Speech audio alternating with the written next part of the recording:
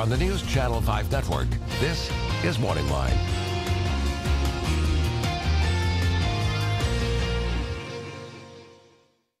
Good morning, everyone. Nick Barris here on MorningLine. Thanks so much for joining us on this, a Wednesday. And we're going to talk about a topic of worldwide significance, something that is affecting us, something that every morning you watch the national news programs. And heck, we had it in the morning show, a correspondence report that Steve and Amy threw to about what's happening with just a huge refugee crisis. And what we're talking about is all of these millions of people fleeing Syria, making their way, trying to get up to Germany or wherever they may be going to in Europe.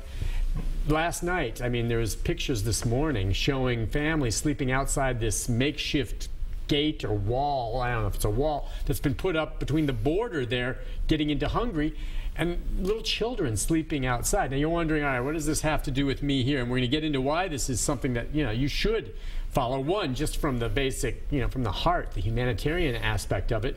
But this is a region of strategic importance to America, and we've already heard from the president saying we're going to try to take steps to accommodate at least some of these refugees as well as many other countries in the world. We'll get into this, take your phone calls, and we even have a local story to talk about how this is all going down with our guest this morning, Thomas Schwartz, professor from Vanderbilt. Good morning to you, sir. Good morning. Thank you. I mean, that to me, and I understand we have issues in this country. A lot of people pay attention to this. We have homelessness. We have all that, and that's awful too. But when I see little children sleeping outside that gate in Hungary at the border, and they're trying to flee Syria, if you would, to avoid, these are refugees, are they not? Meaning that they're fleeing civil war in their home country, and these people could be subject to death if they're caught. They're caught in the crossfire. Talk about why they're fleeing. Well, they're fleeing what has been a 4-year-long civil war in Syria, which has torn the country apart. Syria is a country of about 22 million. About half of that population has been displaced by the war. Most are still within Syria, but have fled to other locations within that country. About 4 million have left. What might be a bit misleading is that most are actually in countries nearby. Almost 2 million Syrians are in Turkey. There's almost 1 million in Lebanon. There's another 650,000 in Jordan.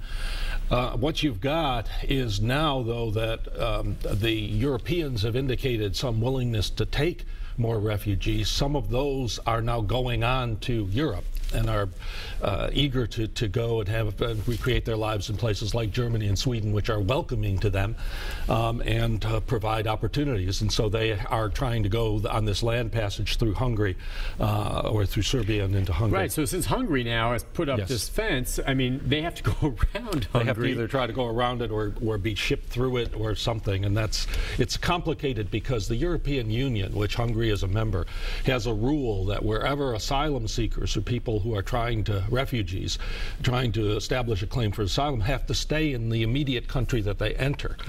So the refugees don't want to do that. They don't want to go to Hungary. They want to go to Germany or Austria or one of the countries that's more welcoming and more interested in having them, Sweden. And so they are, that's also created a problem for the Hungarians who are not particularly receptive. Yeah, not at all. Now, again, as I said at the beginning of the show, the strategic interest. I mean, there's a humanitarian interest in all this, obviously. No one likes to see what's happening, and these people need help. But I guess the U.S., this region, Turkey, Lebanon, Jordan, all of those, strategic for us. Is this undermining or creating instability by having all the influx of people coming in? You talk about the strategic interest for the U.S. and why someone sitting at home would say, okay, aside from helping these poor people, which, if you have a good heart you want to do, why is this important to the U.S.?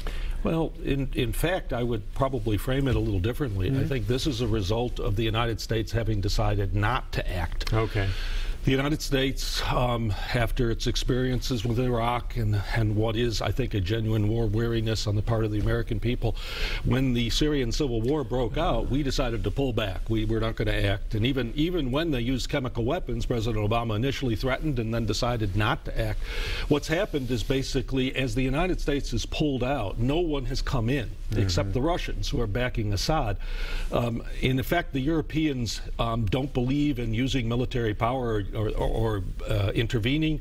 And in effect, the Syrian civil war has spun out of control. This has been sort of indirect result of inaction on the part of the Western countries in general. I see. So it's actually a reflection of the fact we decided that we don't think it's as important as we once did, that we're not going to act. And it's in that sense, now we're experiencing what happens when there's no action as opposed to when we intervene. So it seems like action-wise then now, we're not looking at any military intervention in this conflict there, but we've had the president talk about maybe accepting Syrian refugees in this country. And the U.S. making plans now to accept 10,000 Syrian refugees in the coming budget year. You know, they're talking about increasing that to 70,000. I'm wondering, would we fly them over here? How would that work? Oh yeah, no, there would be a sort of strategic plan to bring over those refugees, particularly those with family connections. And as you know, there are Syrians already here who still have family connections. So there'd probably be a priority on family reunification and others, Syrians who can speak English, who have skills. We'd probably be able to be more selective than some of the countries in Europe in terms of who would come. But that would be, those would be the priorities, and they would come as a regular, almost tourist. And and as you just said then, some of them will be coming because of families and the like. We're going to get to the phone calls, and we have some folks that want to comment on this, which is great. But I know we've pulled a story that we did, I think, earlier this week, kind of looking at what's happening with kind of some of that local connection, to give you an idea about how there are a lot of Syrians, you know, some of these refugees with family and people here, and the interests with why the U.S. might accommodate some of them. Let's have a look. In what looks like any other apartment. In what looks like any other apartment in Antioch, you could call it the Syrian capital of Middle Tennessee.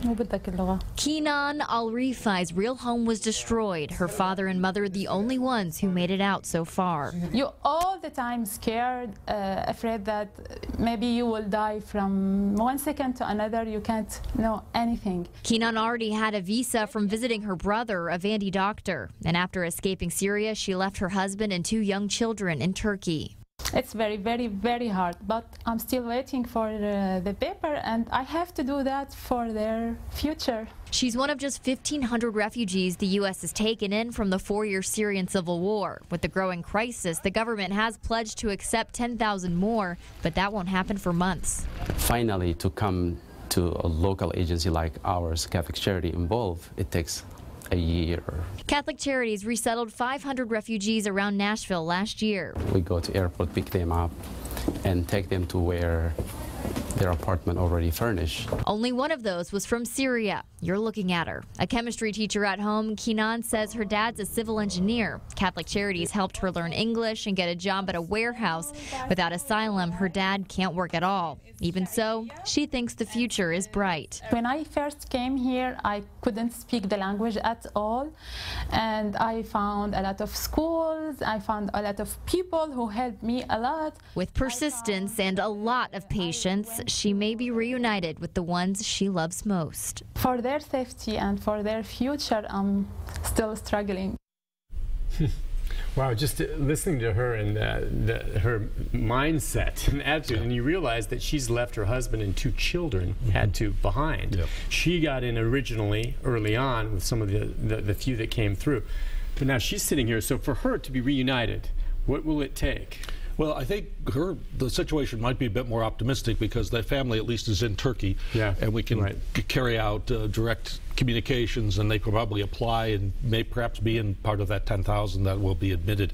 So I think it's a little bit better in her situation than it is for those who are still trying to get out or don't have those sorts of connections. Wow. All right, let's take a call before we go to the break. Let's go to Joe. Joe, good morning. Good morning, Dick. Hey, Joe. I don't know, if it's confusing to me because, I mean, I understand the plight these folks are in, but ISIS, I think they say there are about 30,000 of them. It's causing a lot of these problems, and Assad, everybody knows that he's been a problem since day one. Yep. He's married to an American woman.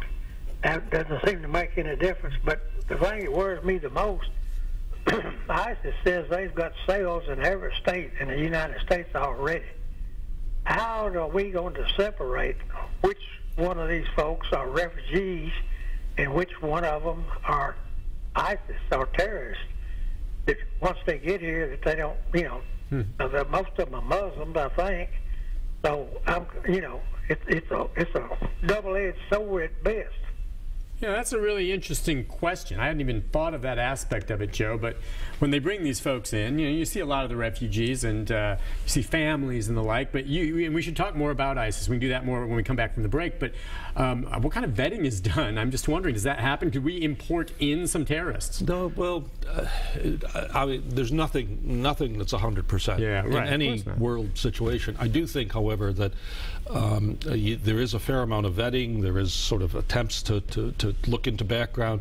Many of these people are coming from minorities groups, both Muslim and Christian, that are going to be hostile to ISIS. They've already been targeted. They've already been targeted. That's what they're running from. So that's there. ISIS's claims also have to be taken with a certain grain of salt. Certainly, they have had some impact in the United States. We know that, but they're going to try to cause this as a disruption, obviously.